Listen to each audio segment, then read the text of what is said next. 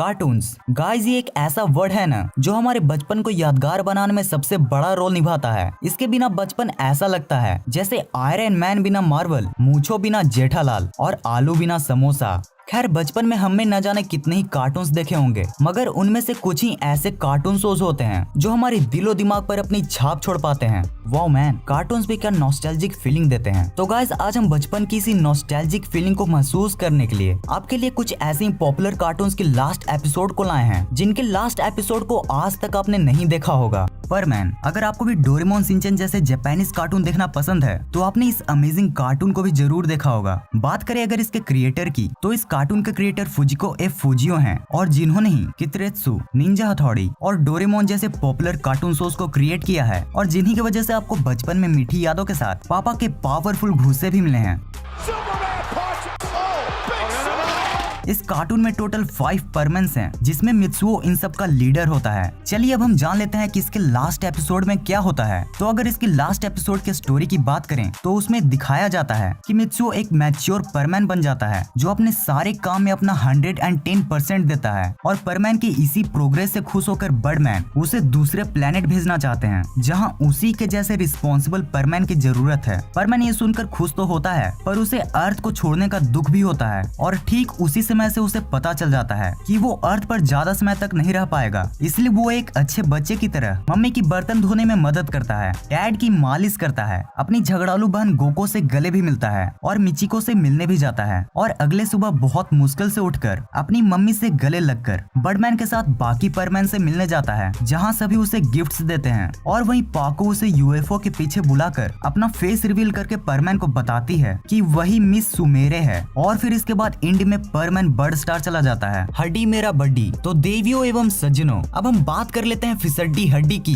जो घन चक्कर बिल्लू और नाकलेस प्रीति के साथ हमें हड्डी मेरे बड्डी शो में देखने को मिलते थे। वैसे आपको ये जरूर जान लेना चाहिए कि ये एक American show the grim adventure of Billy and Mandy है, जिसमें इन तीनों का नाम बिल्ली, मैंडी और ग्रीम रीपर होता है। ये कॉमेडी कार्टून सबसे पहले 1995 में मैक्सवेल एटम्स ने बनाया था, वो भी बस एक यूनिवर्सिटी प्रोजेक्ट के रूप में। इस कार्टून के न्यू एपिसोड्स सिर्फ सीजन 6 तक ही बन पाए थे, जिसे साल 2008 तक बनाया गया था। अब चलिए अब हम इस अस्टोनिशिंग कार्टून के लास्ट एपिसोड को जान लेते हैं। तो इसका लास्ट एपिसोड है अंडरफिस्ट हैलोवीन बास, जिसमें बहुत से लिविंग कैंडी क्रिएचर्स अंडरवर्ल्ड से आकर सिटी पर अटैक कर देते हैं, जिसे डिफेंड करने के लिए हमारे सुपर हीरोज। अब भाई, हम इस नक खजूरे को तो सुपर हीरो नहीं कर सकते। बाय द वे, ये सच में बहुत फनी कैरेक्टर था। तो हमारे सुपर हीरोज इनसे साइंटिस्ट बनकर मुकाबला करते हैं, जिसमें ये लास्टली जीत भी जाते हैं। और सबसे इंटरेस्टिंग बात तो ये है कि इस एपिसोड के लास्ट सीन में मैंडी यानी कि प्रीति प्रेसिडेंट भी बन जाती है, जो लोगों को तबाह करने की जगह उनकी सेवा करती है। Shinchan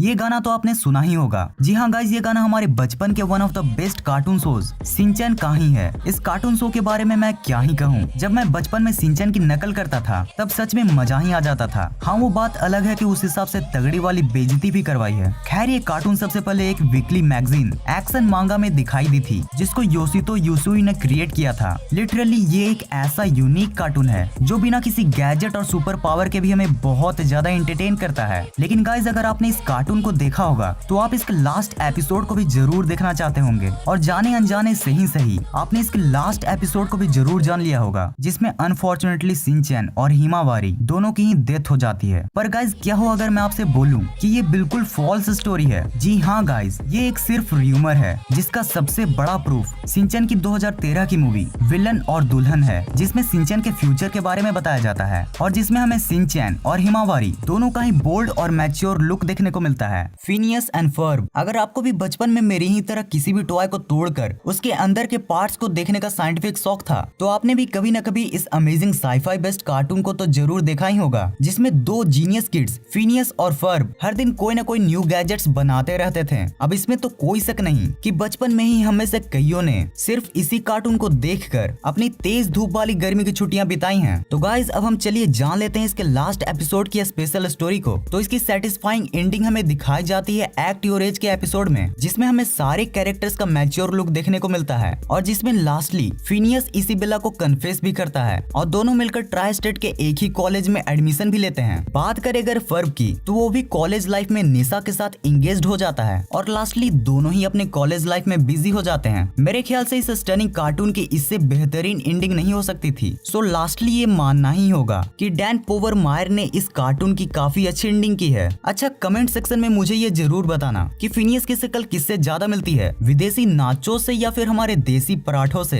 Doraemon. फाइनली चलिए अब हम बात करते हैं हमारे प्यारे रकून कैट यानी कि डोरेमोन की। ये एक जापानीज कार्टून है जो फुजिको फुजियोस द्वारा 1969 में क्रिएट की गई थी। इसमें मेनली 5 कैरेक्टर्स हैं, डोरेमोन, नोबिता, सुजुका, जियान और सुनियो। जी हाँ गाइज, आपने सही गेस किया, ये वही बच्चे थे जो बचपन में न खुद पढ़ते थे और न ही हमें पढ़ने देते थे। बात करें अगर इसकी स्टोरी लाइन की, तो इसमें एक बकलोल बॉय नोबिता होता है जो हमेशा ही अपने 22nd सेंचुरी से आए रोबोट फ्रेंड डोरेमोन से गैजेट्स की डिमांड करते फिरता है। अब मेरी तरफ इस तरीके से मत देखो।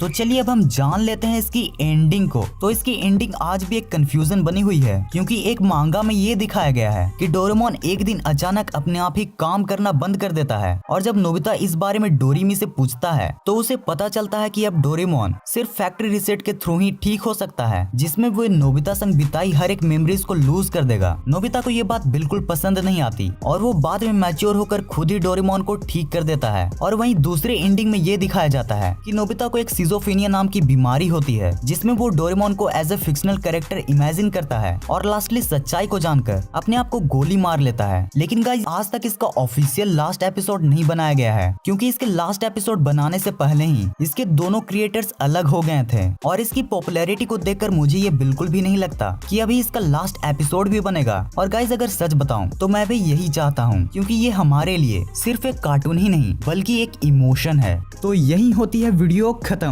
अगर आपको वीडियो देखने में मजा आया हो तो इस वीडियो को लाइक और शेयर जरूर कर देना। और अगर आपको ऐसी इंटरेस्टिंग वीडियो देखना पसंद है तो चैनल को सब्सक्राइब करके बगल वाले बेल आइकन को ऑन कर देना। इस वीडियो को पूरा एंड तक देखने के लिए thanks for watching this entire video.